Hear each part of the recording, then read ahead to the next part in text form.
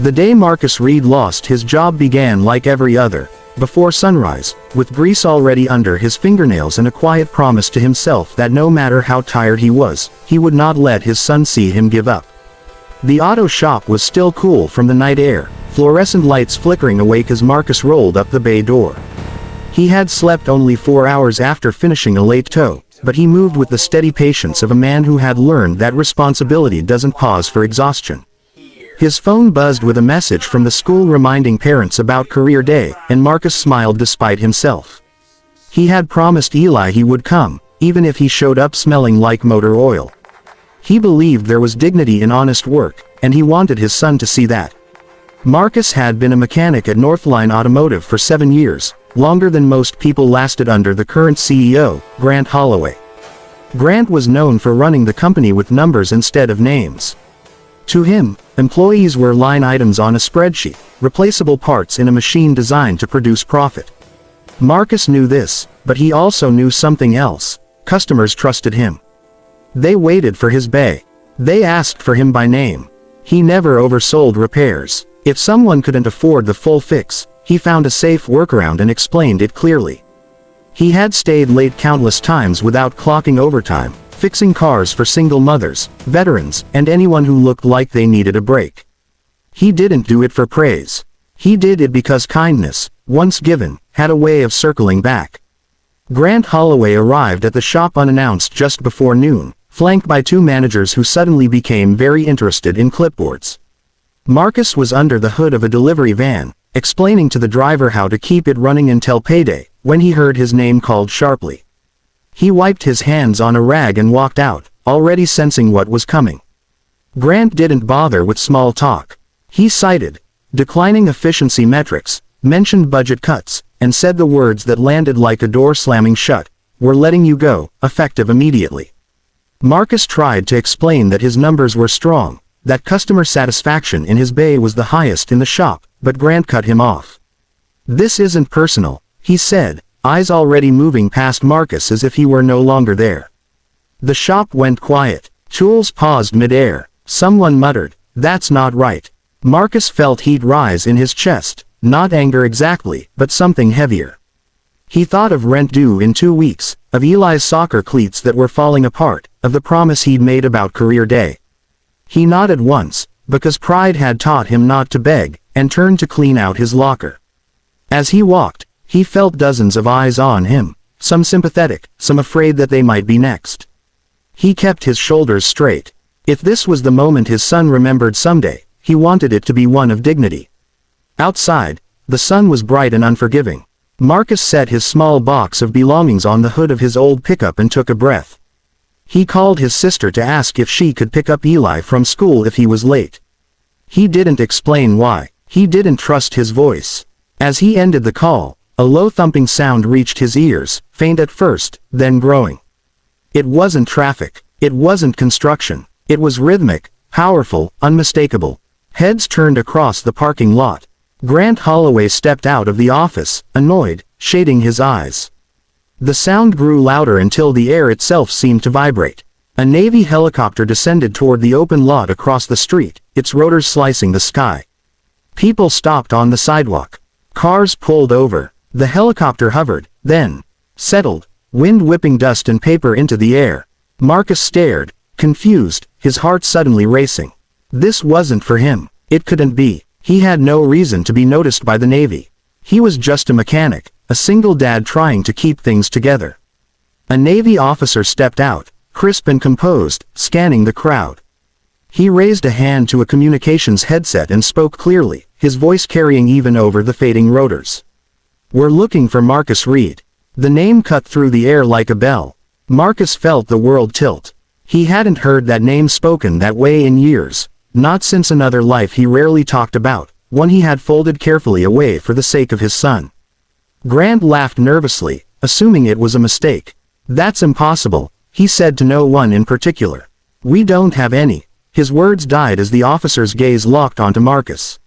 The officer walked straight toward him, boots steady, expression respectful. "Sir," he said, extending a hand, "are you Marcus Reed?" Marcus nodded, his mouth dry. "Yes, sir." The officer's posture softened. "We've been trying to find you. The Navy owes you a debt." A hush fell over the lot. Phones came out. Mechanics leaned forward. Grant's face drained of color. The officer explained that years ago, during a humanitarian operation overseas, a critical evacuation had gone wrong. A vehicle had failed under fire, and without hesitation, Marcus, then a Navy mechanic attached to a special unit, had stayed behind to repair it, allowing dozens of civilians and service members to escape. He had refused recognition at the time, choosing to leave the service quietly when his wife passed away, returning home to raise his newborn son.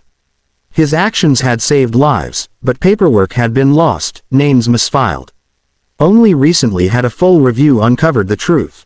Marcus listened, memories flooding back, the heat, the noise, the fear he'd buried deep. He had never told Eli about that day. He hadn't wanted his son to carry the weight of it. The officer continued, saying the Navy had come to formally recognize Marcus with a commendation and an offer of support for veterans transitioning to civilian life. "But more than that," he said, voice steady, "we came to thank you in person." Applause broke out, hesitant at first, then growing. Some mechanics wiped their eyes. Customers clapped. Grant stood frozen, his earlier certainty replaced by something like panic. He stepped forward, attempting a smile. "This is quite a surprise," he said, reaching for the officer's hand. The officer nodded politely but did not engage. His focus remained on Marcus. Marcus felt a mix of emotions, pride, humility, disbelief, but what surprised him most was the calm. He realized that no matter what happened next, he would be okay. He had survived worse than unemployment. He had built a life from the ground up once before, and he could do it again. The officer asked if Marcus would accept the commendation now.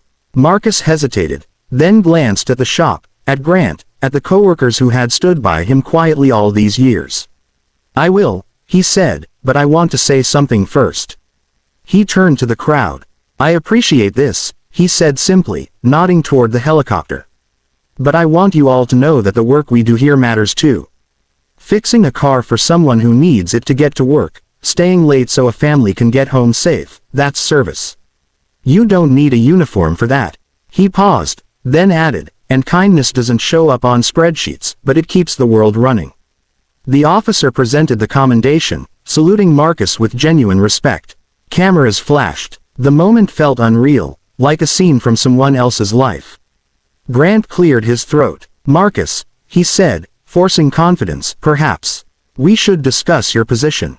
There's been a misunderstanding." Marcus looked at him, really looked, and felt no anger. "Just clarity." "I don't think there was," he replied gently. "You showed me how you value people. I believe I can do better elsewhere." What happened next surprised everyone, including Marcus. A local reporter, drawn by the helicopter, approached him with questions. Word spread quickly, and by evening, the story was everywhere. A single dad mechanic fired without warning, only to be recognized as a quiet hero. Offers came in from other shops, from nonprofits, from organizations looking for leaders who understood service from the inside out. A community college reached out about a teaching position in automotive technology. A veterans foundation offered support for Eli's education. That night, Marcus picked up his son from his sister's house. Eli ran to him, worried at first, then curious. "Dad," he said, eyes wide, "my teacher said there was a helicopter at your work." Marcus laughed, the sound light and free. "Yeah," he said, kneeling to Eli's level. "There was." He didn't go into details. He didn't need to. He hugged his son and felt the future opening, uncertain but bright. Days later, Marcus returned to Northline Automotive, not as an employee, but as a visitor. He brought donuts and thanked his coworkers for their support. Grant avoided his gaze. Marcus didn't mind. He had learned that forgiveness didn't require reconciliation, only release. He walked away lighter than he had in years. Months passed. Marcus began teaching, guiding young people who reminded him of himself, talented, overlooked, full of potential. He told them that skill mattered, but character mattered more. He volunteered at the shop on weekends, fixing cars for those who couldn't pay.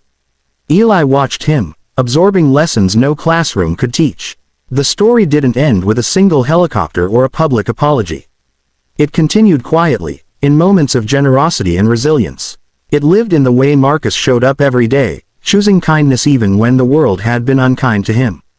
And for those who heard his story, it became a reminder that you never truly know who someone is by their title alone, that compassion has a way of echoing back when you least expect it, and that sometimes, the greatest recognition comes not from power, but from the simple truth of a life lived with integrity.